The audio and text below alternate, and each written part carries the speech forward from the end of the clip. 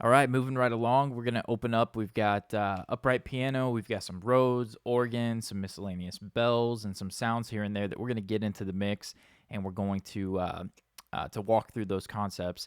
But before we do, I want to note sometimes when you're producing a song or you're receiving clients' files and Dropbox or email, whatever, there's going to be mistakes, and when the files that are sent to you, or you're going to make a mistake and put the wrong file in the wrong folder. It happens. We all do it. We've all done it. And in this case, I did it. I made the mistake of I edited the upright piano. The upright piano had a different pattern than what the acoustic was playing. I edited it, but then I forgot to put the edited version of that piano in the files for myself, and you guys got what I got when you purchase this course. And so we're gonna listen real quick from the beginning. I want to see if you can hear it, see if you can pick it out for yourself. Then I'll tell you what it is. We'll fix it real quick, and then we'll start breaking down the tracks.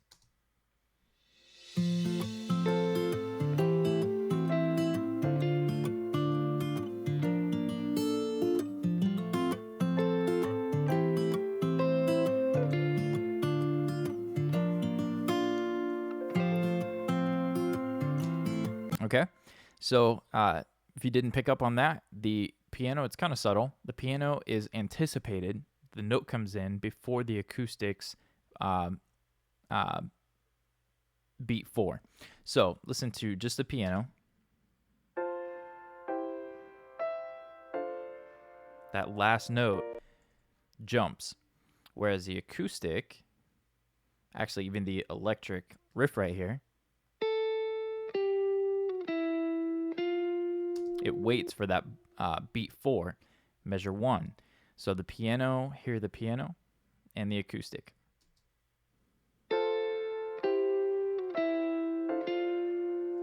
Okay? The electric, sorry. Now what I want to do is I want those to be tight. I'm going to come over here.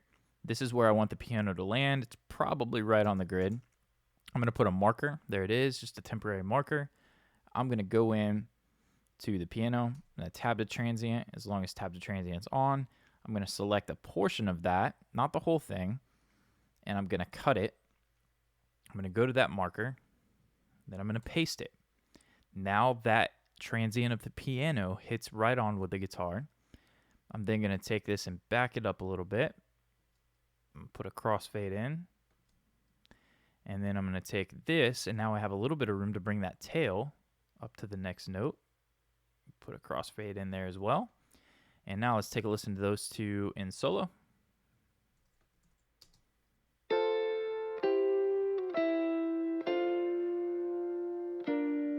Fixed. Done deal. Moving on. Might be a couple spots in the song to do that, but you get the point. So something I heard jumped out at me. It was a little bit off. It kind of flammed.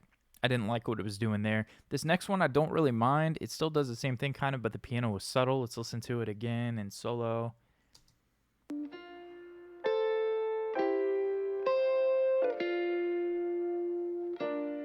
So we could go here and do the same exact thing. You don't even have to be all fancy and do the marker. You could just cut it and put it on the grid. Or, B for break. Take the grabber, nudge it over a little bit.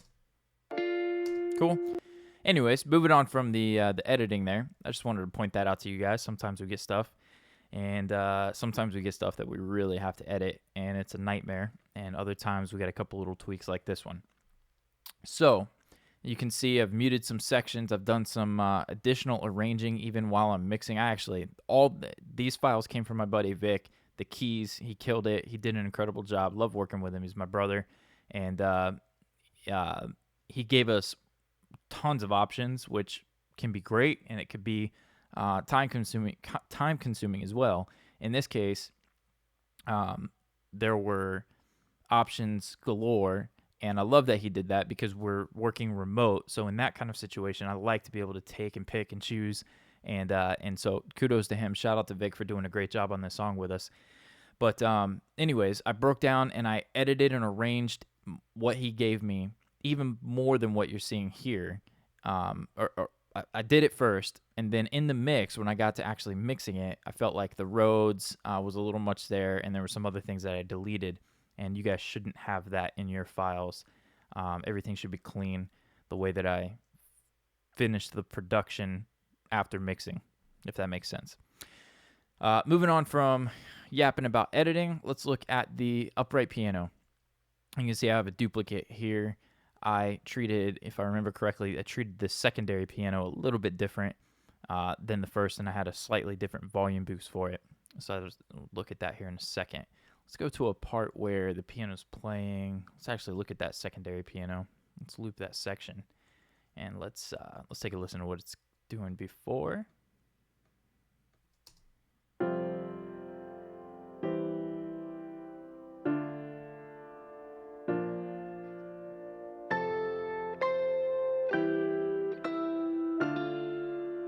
So there's another one of those anticipated moments.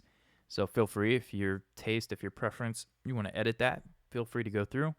Unmute that or unsolo that guitar there. Let's now play one more little snippet, and then with the processing.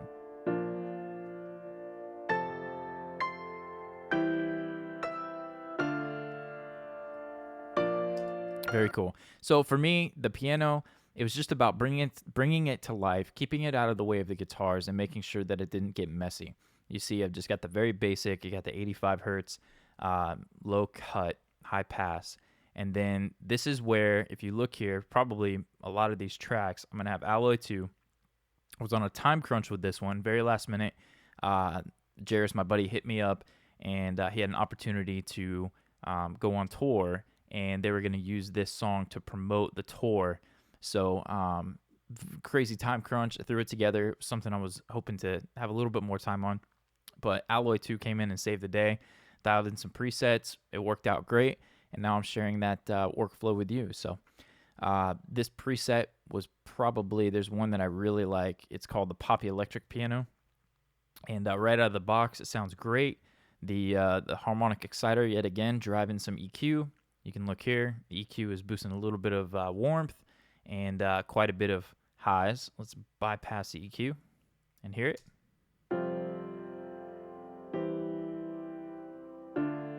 And then with it.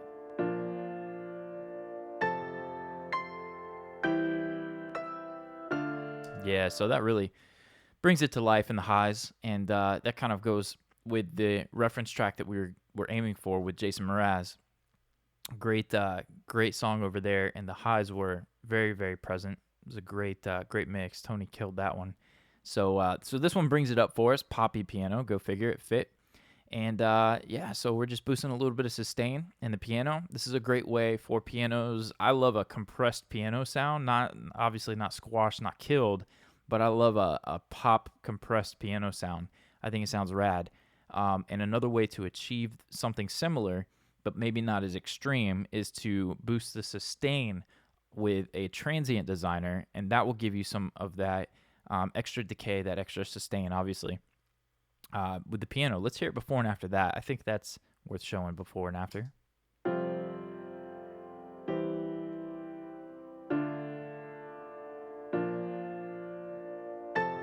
How it just kind of lifts it.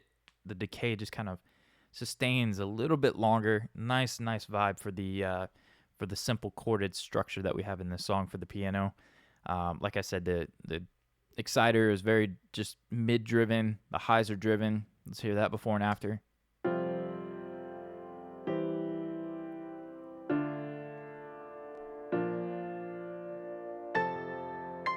Very cool. And then the limiter to pull it up, a little bit of compression. Looks like I even backed it off, so it's not compressing. So in this case, this limiter is really just serving as a level. I brought the level up, and then I pulled it up or down with this right here. If you're not familiar, this is similar to like an L1 or an L2 from Waves. So you got your threshold, you pull that down, and then if you want to dial in compression, you would dial this down all the way to where you get some action happening. You'll see the reduction in red. And then the margin over here is your output. So that would be, this is set to -2. So it won't go over -2 if I slammed it with the threshold. depending upon how it's set. And it's actually set to soft. Soft will allow it to kind of exceed the margin a little bit, whereas hard would be a brick wall limiter and it wouldn't let it go past it. So getting a little bit beyond what this course was meant to be for that, but very basically, found a nice preset, boosted some top into it, cleaned up the lows, and moved on. The piano sounded great to begin with. I think I took what he sent me and I routed the MIDI through Easy Keys upright piano. And I liked what that one did for this song. And so that was that. The bells, similar concept. We got the Slate VCC. Once again, the SSL. We've got our low cut, just getting rid of some of that stuff down there. And then once again, alloy, the bells. And this preset, just boosting some highs, making sure none of the lows were there. We'd already done that, so that's overkill, but it's part of the preset. And then just hitting a little bit of the tape for some of the bright harmonic character. Let's go check out some of the bells.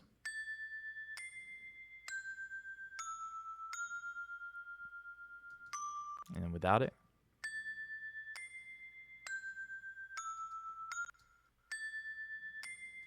So it's got this almost like a ringy character with the exciter in it. It's pretty sweet. I like that. And you can hear the right side. Let's see if it's I believe that's a Sunset Chamber. Maybe wrong. What is it? The Lex Hall? No, look at that. Gyno Hall. Okay, Gyno for Ginormous Hall. That's going to the Lexicon 224. And got a decent amount of that boosted.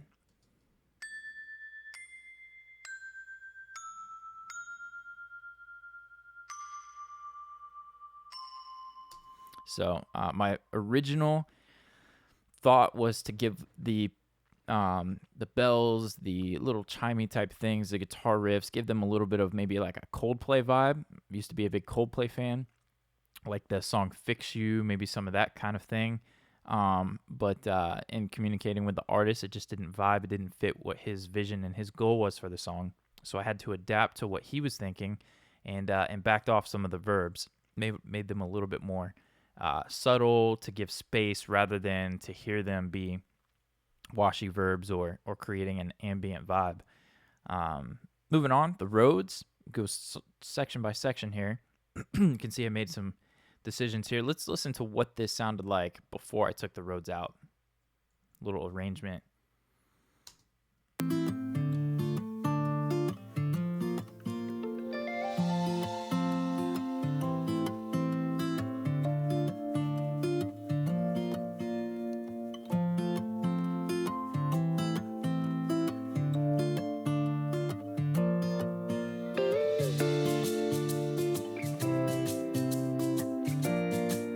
Okay, cool.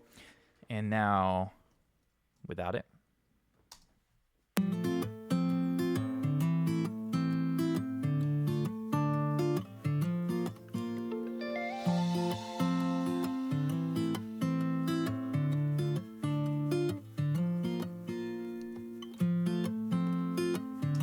Cool. I remember why I did that. The vibe that I got was that when the guitar and the piano came in here, I felt like the Rhodes kind of laid almost a foundation, just a nice warm foundation for the track whenever it comes in, but I felt like it came in too early. So I let that come in at the B section rather than come in there. And I like Jairus' voice and the guitar, kind of keeping things empty a little bit there, and then letting that come in a little bit later since we had the piano here.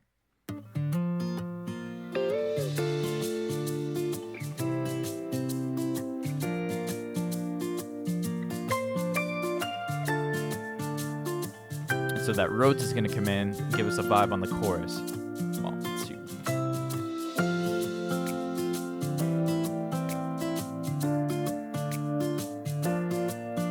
So that Rhodes now provides a change in character of the song, a change in the vibe.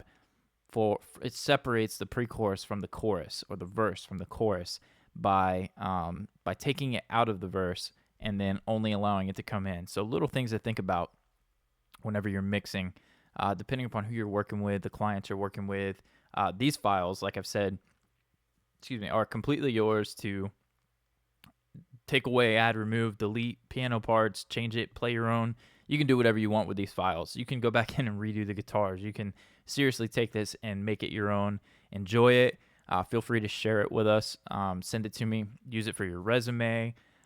It's a great way to take and have a good singer like Jairus and some solid musicianship. Build your own parts around it. Showcase what you can do on the piano, or you can do guitar-wise, or drums, or whatever. And so try to be all access, open with that. The only thing you can't do would then be sell it, like I mentioned in the overview. But it's a great opportunity to take these files and showcase it. Use it on your resume, your portfolio, and hopefully it'll help you get some work. Moving on from the arrangement side of things with the Rhodes, let's take a look at the processing. Let's click this one open here. The VCC. We know that one. Cleaning up the lows. Excuse me. And then here I felt like the Rhodes resonated too much in the area of the vocal was kind of sitting in this area here, and then the guitars had their space, the piano was there, and I wanted it to be a little bit different than those. So let's listen.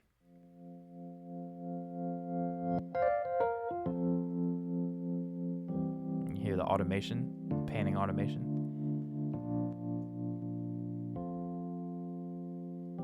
So this is one of my favorite plugins for working with. You got Leslie, you got the what is that on the Rhodes, the Vibe. Anyways, the tremolo pan for some side to side movement, and sometimes I'll even stack one and put it for vertical movement and side to side movement. This guy is amazing. That organ comes to life with this thing. So here's without it.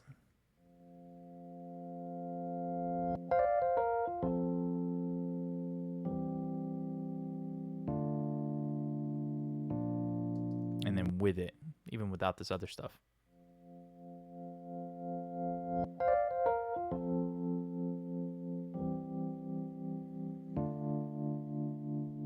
And so I've got that pulsing opposite of what the guitars are doing, so that they're playing off each other in different rhythms.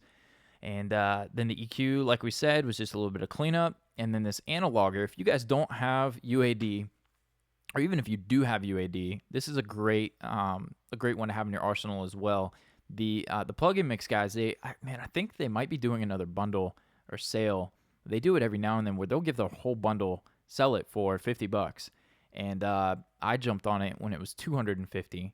And yeah, man. So I'm using a lot of their stuff, even their amp sims. They've got a lot of really great stuff. It's less is more with their plugins. They're not trying to get all fancy like some of the Soundtoys stuff, which is awesome. We always like more knobs. That could be fun, but less is good too. And I'm using all kinds of stuff from them as well. So you could do a whole mix with plugin mix plugins. That might even be a challenge for me to maybe try to do something like that. Offer a free course of how to mix with just plugin mix plugins, but try to stay on topic here. This one is giving a almost like what the Studer does, kind of a warm. It's called the analoger. Just gives it a warm vibe. Let's listen to that before and after.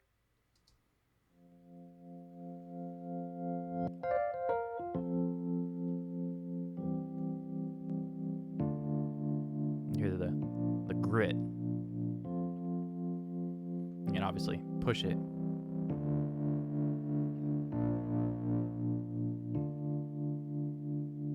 And without it. With it. Very cool. That actually might work well on the toms. Remember we talked about the Studer, how we drive it, and I like the distortion. That sounds a pretty similar distortion and breakup to the Studer. So maybe not the exact same thing, but pretty close. Pretty cool that you can get that. It's very affordable. I think their plugins are $25 each. I may be wrong. I don't know what it is. Moving on, we've got a couple of reversed Rhodes that I had in here just for a transitional type deal. You guys, if you mix any like EDM stuff, a lot of pop stuff, you got reverse cymbals and transitional effects. I was trying to go for something similar, just subtle rev Rhodes. Let's hear what that sounds like.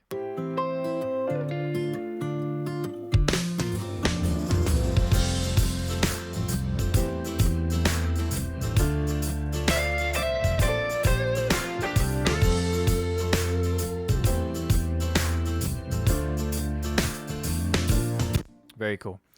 The last but not least, as far as the keys go, we have this organ here, and I did a little bit of arranging here as well. Let's listen to what this was doing before.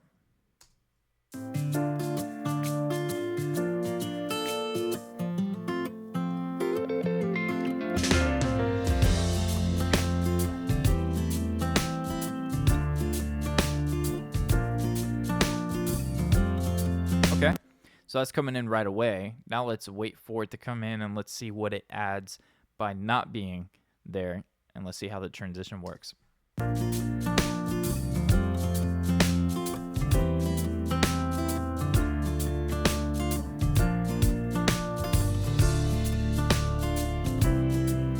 Much nicer, huh? So we're adding a little bit. It's kind of almost getting us excited in a gentle way. Kind of an oxymoron there, but it's just giving us one little bit of a push before we get to the chorus with that padded organ. So I dig that there. Let's pull open the processing and take a look. VCC. And here's where this gets fun. I love mid-side EQ. If you guys don't know what mid-side EQ is, with a stereo EQ, something like the FabFilter Pro Q2, you can, what's the easiest way to explain this is, with mid-side EQ, you can EQ the middle different than you EQ the sides.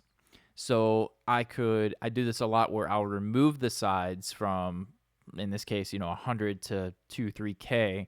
I'll remove that content from the middle. So there's still a little bit of stuff in the middle, but I'm focusing it on the sides. It's kind of a stereo width technique. I do this with overheads a lot, especially on live gospel type stuff where I want the cymbals to live out wide, and I don't want any snare or kick from the overheads in the middle. I'll suck that out in the middle, and I'll let some of that live on the outside. But anyways, focusing on this part, in this case, the organ, I've dropped by 10 dB, 700 hertz here, but just in the middle. Let's listen to what that sounds like just down the middle.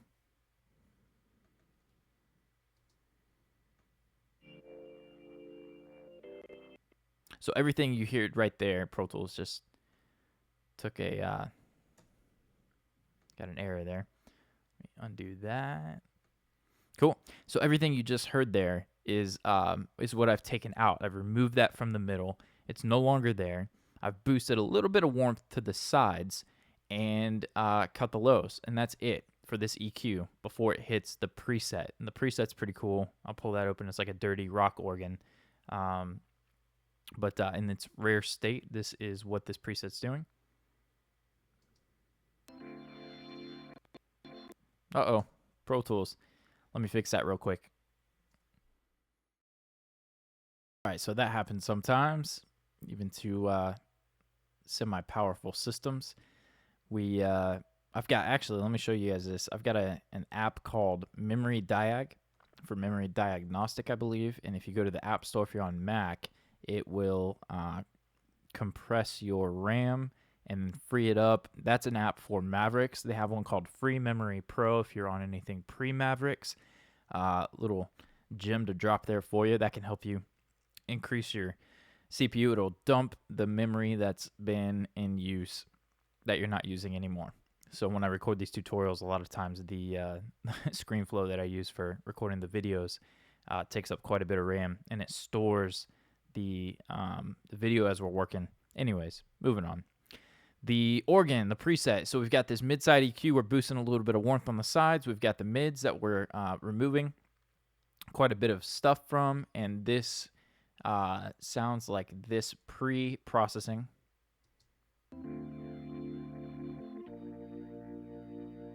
The EQ in now. Here you get wider. And then the preset.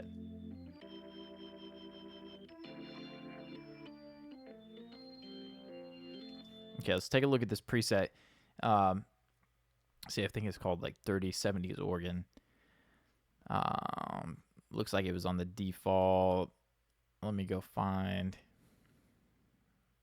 I'm almost certain that I used the preset for this one. Yeah, Dirty 70s organ, and then I tweaked it so it took the title out of it. But Remember when I was talking about how everything can't have a bunch of 100 hertz in it? Everything can't have a bunch of 200 hertz in it. All it's going to do is it's going to muddy up your mix. It actually surprises me as I've made the transition from, producer, engineer, kind of mixer to be full-time mixer. I have noticed that I'm more in shock as I am, call it up and coming, semi-pro. I'm a pro. I do this full time, but I don't want to put myself on a level like a Tony Maserati, trying to stay chill for you guys. But I think one of the things that I'm more in shock of as a pro is how drastic the EQ cuts are for the multiple instruments in pro mixes, mainstream radio, and the big boys, the guys up there, the Dave Pensados and Tony Maseratis and Jason Joshuas and blah, blah, blah. How drastic things are EQ'd, whether it's cuts, surgical cuts, boosts. I mean, you've seen some of the boosts that I've done. I didn't go to a Full Sail or any of those schools, but I know that the common theme that I hear. Sorry, guys, I had to make an edit there on you. It sounded like someone was trying to get in my window, and it was just heavy rain. So, kind of embarrassing. But anyways, what I was going to say is I know that the common theme that I get from guys coming out of the schools is they're told to be gentle with EQ, boost, gentle, cut. For whatever reason, I don't know if that's some of you guys who have gone through schools. Feel free to write me, tell me, talk about your experience. We're looking to do some pretty sweet stuff with an academy coming up. That's going to be a lot of fun, but would love your feedback on that. But anyways, not to get too off topic, again, the kind of an overwhelming theme of what I hear from guys coming out of the big schools is they're told to be gentle with their boosts and gentle with their cuts. And man, I've got 20 dB boosts sometimes. I mean, that's not very common, but I like to just go for it, and I will push that thing up. I'm listening. I'm using my ears. I don't care if it's 10 dB, 20 dB, whatever. If I'm pushing it and listening and it sounds right, sounds what I hear in my head and I want it to sound like, then I'm going for it. And so I just want to encourage you not to listen to anything other than what sounds good in your head. And referencing professional mixes, other songs, you may notice that by boosting 20 dB, you got it to be just as bright, or removing things to get it just as dull as what you're going for. So a little side note about that, because this preset removed a lot of the lows. The EQ over here takes out a lot of what we may have considered warmth by listening to the organ by itself. Fitting it in the track, this did exactly what I needed, and I may have even brought that up a little bit more whenever I had it in the mix. So let's listen to the organ in the mix without this preset, and then we'll bring it in.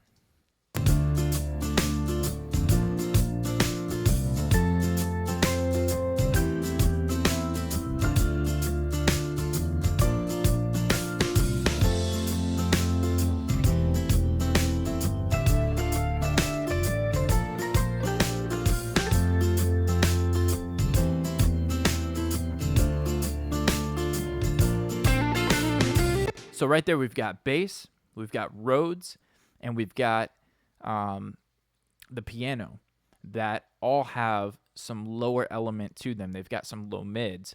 And by getting rid of the organ's low mids, not only can we hear it more clearly, we've enhanced the highs by removing the lows. It fits in the mix a lot better. So that was the preset, that was the organ, and those were the keys. Next up is vocals, and I couldn't be more excited. I love Jairus' voice, and I'm excited to share that with you and the harmonies and get those sounding sweet so we can move on into the bus compression and get you guys mixing this one for yourselves.